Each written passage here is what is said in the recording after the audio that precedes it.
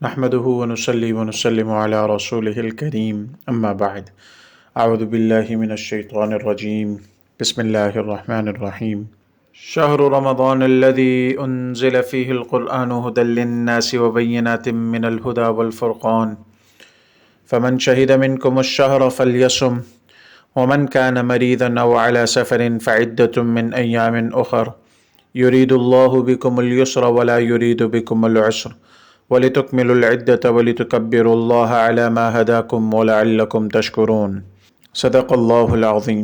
اللہ رب العزت نے اس بابرکت مہینے کے استقبال کے لیے ہم سب کو جمع ہونے کی توفیق عطا فرمائی، جس کے لیے نبی کریم صلی اللہ علیہ وسلم خود یہ دعا فرمایا کرتے تھے، اللہم بارک لنا فی رجب و شعبان وبلغنا رمضان، کہ اے اللہ ہمیں رجب اور شعبان میں برکت عطا فرما اور ہمیں رمضان تک پہنچا۔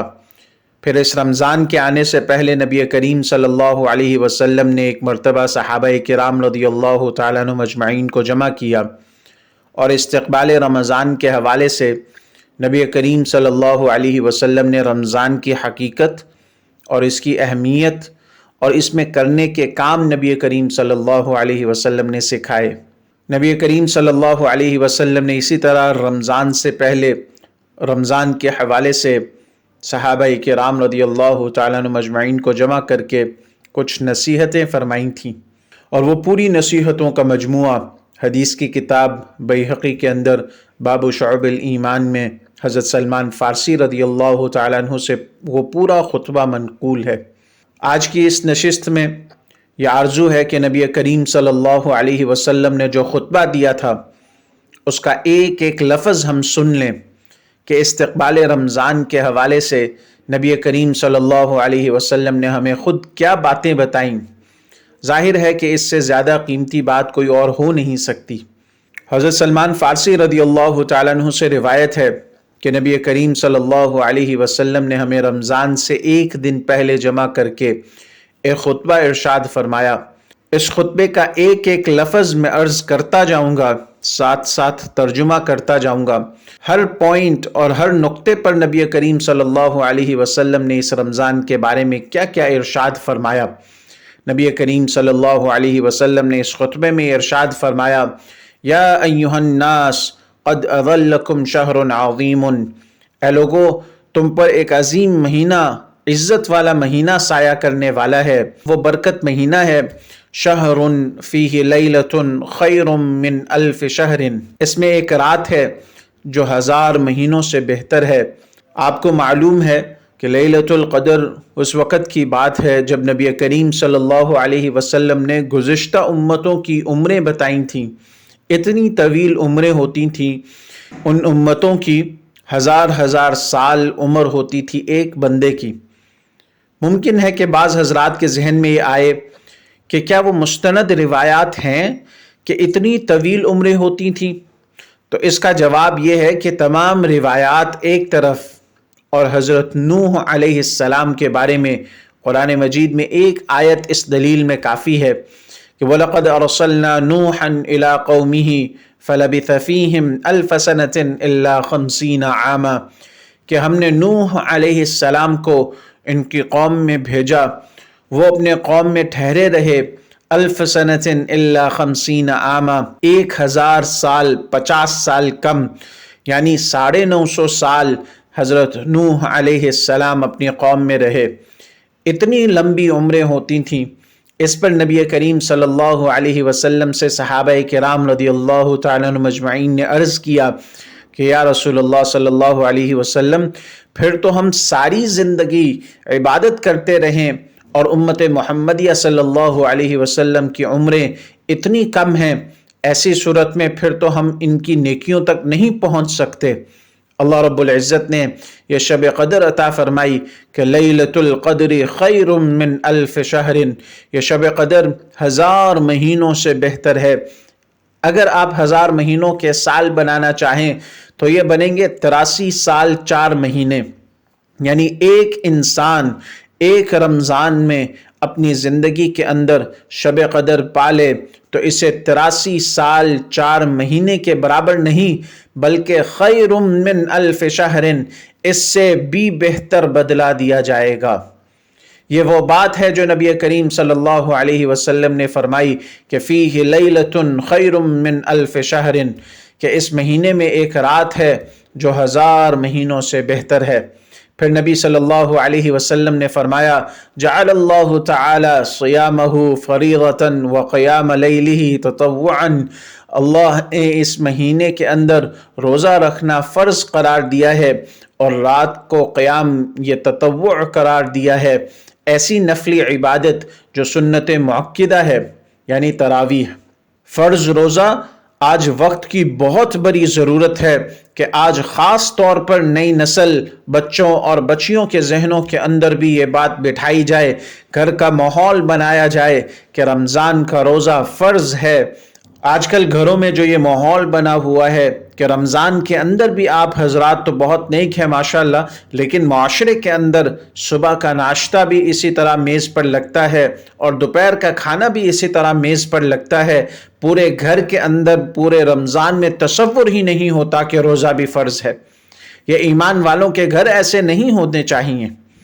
ٹھیک ہے گھر میں کوئی بزرگ ہے، بیمار ہے، خاتون ہے بیمار ہے، نہیں روزہ رکھ سکتی، تب بھی گھر کا ماحول ایسا رکھا جائے کہ جس میں سحری کا ماحول ہو اور افطاری کا ماحول ہو، گھر میں لوگ کھلے عام گھر کے افراد سب کے سامنے نہ کھائیں، ایک روزے کا ماحول بنا ہونا چاہیے۔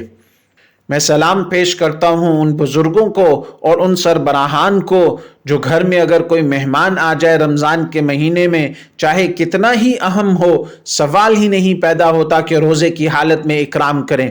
اور ان خواتین کو بھی سلام پیش کروں گا جو گھروں کے اندر اتنی ایمانی قوت والی ہیں کہ روزے کی حالت میں کھانے کے بارے میں پوچھتے بھی نہیں۔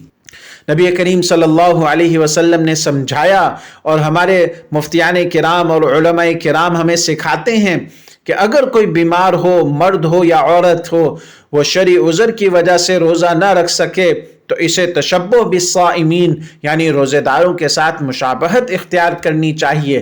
جس کو اللہ نے اجازت دی ہے روزہ نہ رکھنے کی تو وہ بھی روزے داروں کے ساتھ مشابہت اختیار کرے تاکہ روزے کا ماحول بنے۔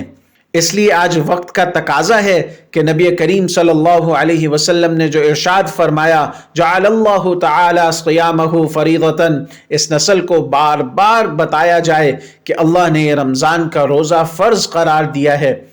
پھر نبی کریم صلی اللہ علیہ وسلم نے فرمایا من تقرب فیہ بخصلۃ من الخیر، جو بندہ اس رمضان کے اندر کوئی ایک نفلی کام کرتا ہے کان کمن ادا فریضۃ فی، اس کو رمضان کے علاوہ فرض کام کے برابر ثواب ملتا ہے۔ اس مہینے میں خوب صدقہ اور خیرات کیجئے، اس مہینے میں زکوٰۃ بھی ادا کیجئے جو فرض ہے، لیکن صدقہ اور خیرات جو نفلی ہیں وہ بھی خوب کیجئے، فرض کے برابر ثواب ملے گا۔ آپ میں سے ماشاءاللہ بہت سے حضرات اس بات کی فکر رکھتے ہیں کہ رمضان میں زکوٰۃ ادا کرتے ہیں، اس لیے گزارش ہے کہ نبی کریم صلی اللہ علیہ وسلم نے فرمایا من ادا فریضۃ فیہ کان کمن ادا 70 فریضۃ فیما سواہ، کہ اگر کوئی رمضان میں فرض عبادت ادا کرے گا تو اسے 70 فرضوں کے برابر ثواب ملے گا۔ اس لیے جو رمضان میں زکوٰۃ ادا کر رہے ہیں 70 درجہ اس میں اضافہ کر کے ثواب ملے گا۔ پھر نبی کریم صلی اللہ علیہ وسلم نے اس خطبے میں ارشاد فرمایا یہ رمضان صبر کا مہینہ ہے، صبر کہتے ہیں برداشت کرنے کو، یعنی تکلیف آنے پر زبان پر شکوہ نہ آنے دینا۔ اور دوسرا معنی ہمارے اکابر مشائخ وہ صبر کا معنی بتاتے ہیں کہ گناہوں سے رکنا، وَهُوَ شَهْرُ الصَّبْرِ، یہ صبر کا مہینہ ہے، انسان اس میں گناہوں سے رک جاتا ہے۔ پھر نبی کریم صلی اللہ علیہ وسلم نے فرمایا وَالصَّبْرُ ثَوَابُهُ الْجَنَّةِ، اس کا ثواب صرف جنت ہے۔ اور پھر نبی کریم صلی اللہ علیہ وسلم نے فرمایا شہر المواسات، یعنی یہ ایسا مہینہ ہے جو غم خواری کا مہینہ ہے، دکھ درد کو محسوس کرنے کا مہینہ ہے۔ خالی پیٹ انسان کو دوسرے کے دکھ درد کا احساس ہوتا ہے، خود بھوک اور پیاس، گرمی کا موسم ہو، دوسرے کی بھوک اور پیاس کا احساس ہوتا ہے، جب تک انسان کا پیٹ بھرا رہتا ہے اسے دکھ درد کا احساس نہیں ہوتا۔ نبی کریم صلی اللہ علیہ وسلم نے فرمایا یہ رمضان ایک تربیت کا مہینہ ہے، وہ شہر المواسات، اور آپس میں غمخواری کا مہینہ ہے، اس میں دوسروں کا احساس ہوتا ہے، اور پھر فرمایا وہ شہر یزداد فیہ الرزق المؤمن، یہ ایسا مہینہ ہے کہ جس میں مومن کے رزق میں اضافہ کر دیا جاتا ہے۔ لیکن ہمارے معاشرے کے اندر جو رمضان کے اندر خاص طور پر وہ کھانے پینے کی چیزیں جن کا تعلق ضروریات زندگی سے ہے، ان کی ذخیرہ اندوزی، ان کی بلیک میلنگ، چینی ہے، گھی ہے، فلاں چیز ہے اور فلاں چیز ہے، ہمیں آج یہ سوچنا ہوگا کہ نبی کریم صلی اللہ علیہ وسلم نے ارشاد فرمایا الجالب مرزوق والمحتکر ملعون، کہ جو ذخیرہ اندوزی کرتا ہے، لوگوں کا خون چوستا ہے صرف اس وجہ سے کہ مال کما لوں گا، اس پر لعنت کی جاتی ہے۔ اور رمضان کے مہینے میں اگر انسان دوسرے انسانوں کے لیے مشکلات پیدا کرتا ہے تو ایسی صورت میں اس انسان کے رزق میں بھی برکت نہیں دی جاتی۔ اس لیے آپ حضرات سے التماس ہے، جن حضرات کا تعلق کاروباری اداروں کے ساتھ ہے، مارکیٹوں کے ساتھ ہے، وہ کھانے پینے کی چیزوں کے متعلق ریٹ کو کم کرنے کی کوشش کر لیں، لوگوں کی سہولت کے لیے کام کریں، لوگوں کو آسانی سے کھانے پینے کی چیزیں مہیا ہو سکیں۔ اور میں سلام پیش کرتا ہوں ان افراد کو جو دوسروں کے لیے راشن کا انتظام رمضان میں کرتے ہیں اور لوگوں کے گھروں تک پہنچانے کی کوشش کرتے ہیں، اللہ تعالیٰ ان کو جزائے خیر عطا فرمائے۔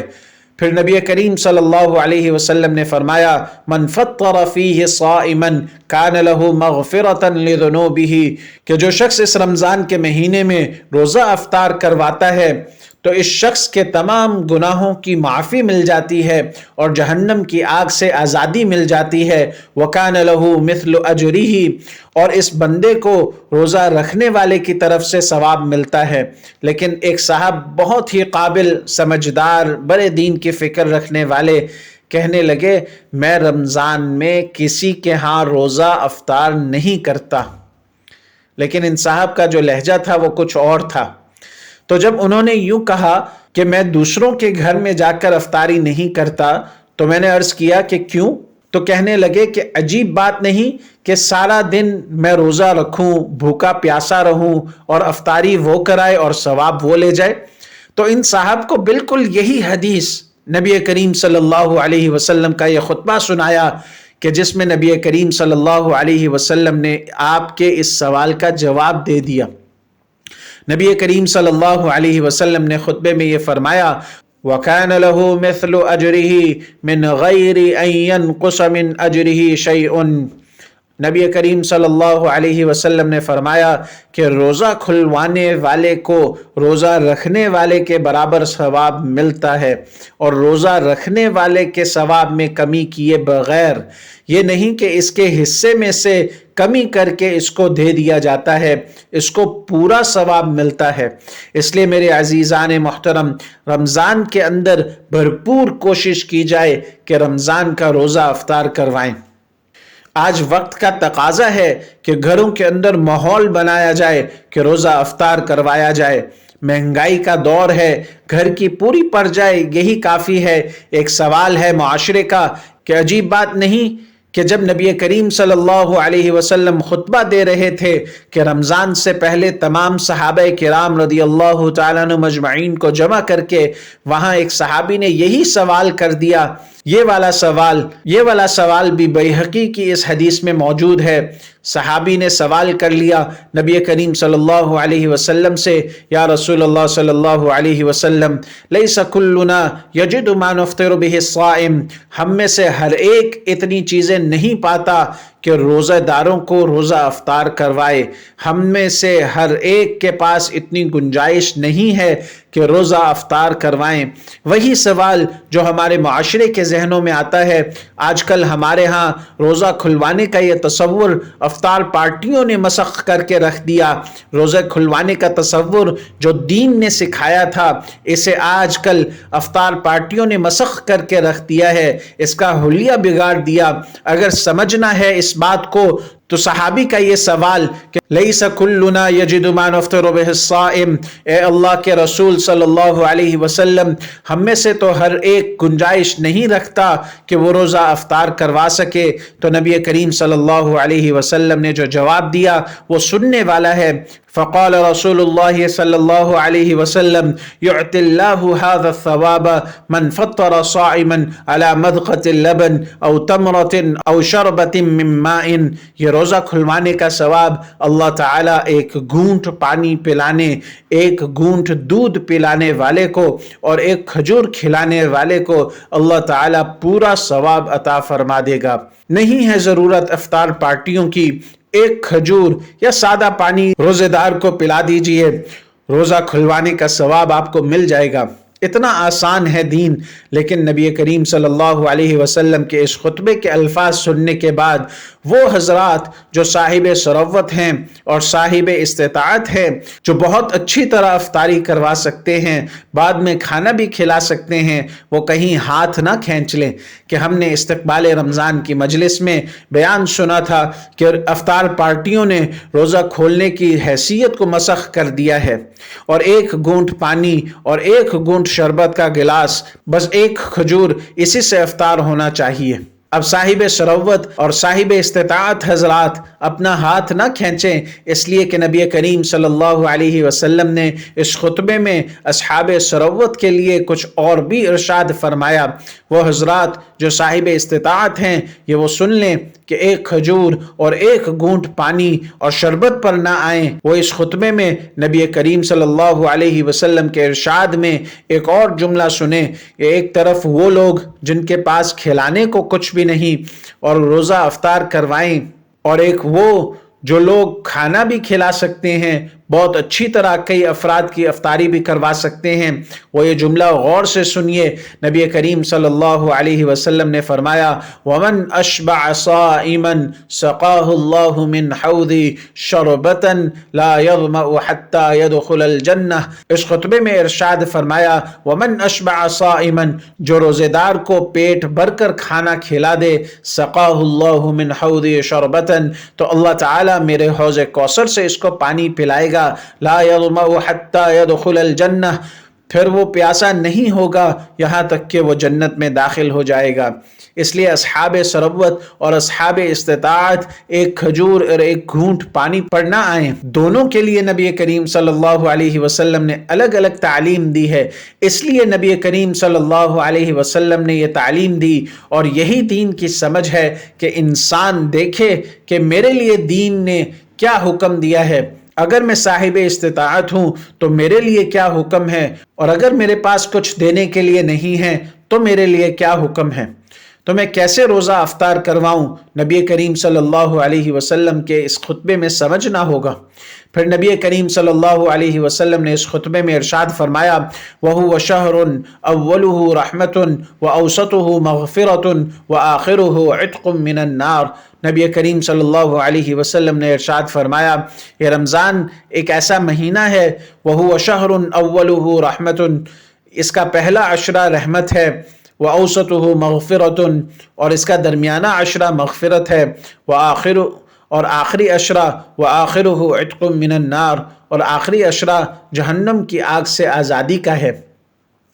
ایک صاحب گزشتہ رمضان کہنے لگے مولانا آپ حضرات جمعے کے خطبے کے اندر یہ کہتے ہیں کہ رمضان کو 3 حصوں میں تقسیم کر دیا ہے، پہلا عشرہ رحمت ہے، دوسرا عشرہ مغفرت ہے، اور تیسرا عشرہ جہنم کی آگ سے آزادی کا ہے. تو سارا رمضان رحمت نہیں ہوتی، سارا رمضان مغفرت نہیں ہوتی، یہ تو سارا رمضان رحمت ہے.